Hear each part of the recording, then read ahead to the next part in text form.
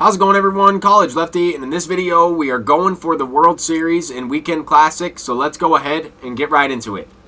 I am at about 767 rating, and I've been getting about 34 points each time I win, so if that stays consistent, then after this win I'll be right at the World Series. And I haven't really played this game or any MLB The Show game for the last 2 or 3 years to try to make it into the World Series in ranked seasons. I've kind of just played very casually in terms of ranked, but this year I'm getting back into it a little bit more. I've played 30 games online or so, and now I'm going for the World Series for the first time in a couple of years. Here we get a hanging breaking ball with Jock Peterson. I really like this Jock Peterson card. He sends that one out on a perfect. We go up 2-0, and I kind of had a couple options or a couple opportunities there in that first inning. Didn't capitalize on some hittable pitches, didn't have the timing all the way down. But I'm facing Corbin Burns and more of a budget team. This guy did not have a guy, I don't think, higher than a 92. I mean, his highest overall player was Jose Ramirez. Here, Freddie Freeman, he's playing up. He's also paralleled up. He goes deep, sending that one out for a homer. Freddie Freeman does hit righties very well. We're using that Nate Pearson card on the mound. Here we get the home run right back, so we get the run right back. 3-1 game. And I need to capitalize on more of these pitches that are hittable. I noticed I was missing quite a few so far through the top of the third inning. I'm trying to look to get the pitcher's confidence up. A little wild early on in the game with Nate Pearson, but this is kind of like what I'm talking about. Here we get a perfect. I was definitely sitting on that pitch low and away. I thought he might go to the outside part of the plate there, but now we have a runner in scoring position with that leadoff double. Here we get a line out, so not the best thing right there, but also had a couple pitches that I missed once again, but now we're down to 2 outs here. Had a leadoff double to start the inning and did not score him. So those are types of things where if you lose this game, you look back and like, wow, I could have had a couple of runs there maybe in that 4th inning. Then I hang a slider, bring in Randy Johnson. So not only am I wasting a start from Randy Johnson, but I need to win this game. I need to try to get up there in the rating points, try to make it into the World Series, or at least get really, really close. But Randy missing a couple locations there. Definitely on my pitch meter. Through early feedback, I think on both of those. For sure on the first one. Might have had early feedback on the second one. Hard to tell.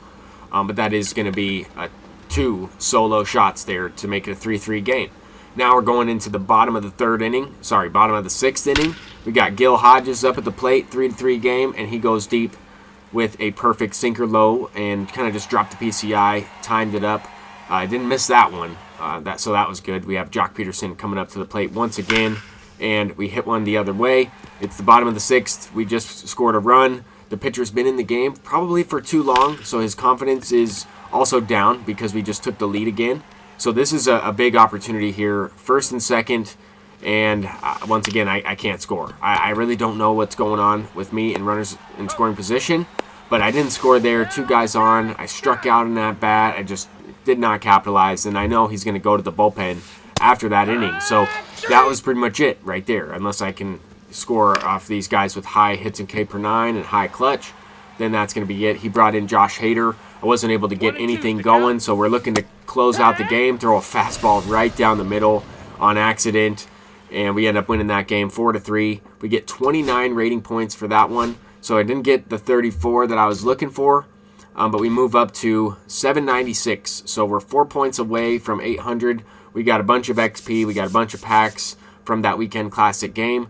Quickly open up these packs, and then we're jumping right into that game for World Series, trying to finish this run off. So far, I think I'm like, 6-0 on the season. I didn't make it into World Series last time, so I started, I think, at 550 or around there for the rating points.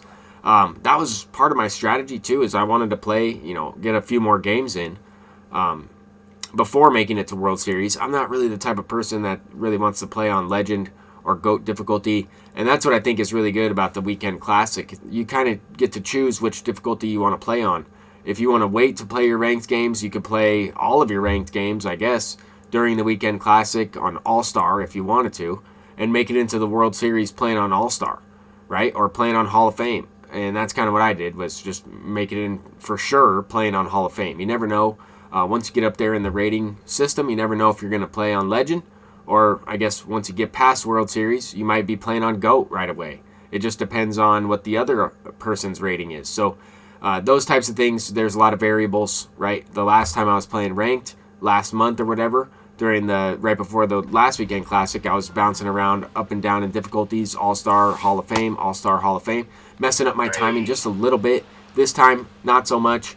I was a little bit messed up just from playing all the computer games that I've been playing so much, just playing this game over and over again versus the CPU. But here in this one, this guy's using Nate Pearson. I struck out a bunch of times so far to start this game. Here he throws a circle changeup, and that is very important that we hit it out for a home run, especially on a perfect dead center field.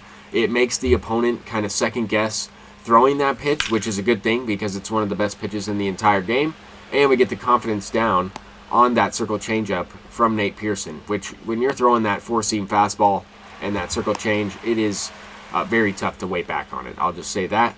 And this is only on Hall of Fame difficulty. I can only imagine playing on Legend or GOAT with that card. Anyway, to start that last inning, I walked 2 guys, got a little lucky, got another double play, second double play of the game, and I had a feeling the opponent was going to go to a fastball up and in, and we were able to pull it there with Schwarber. First hit with Kyle Schwarber. Here we wait back on the circle change once again, and hitting that home run in the first at-bat with Seager, that it helps me right there. Right, that early swing, you can't really see the feedback, but it was early. PCI was above the baseball, and we end up ripping it for a double down the line, and the opponent quits.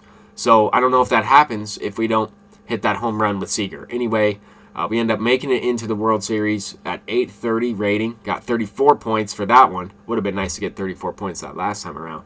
But anyway, we get into the World Series division. We're still probably going to play on Hall of Fame difficulty, though.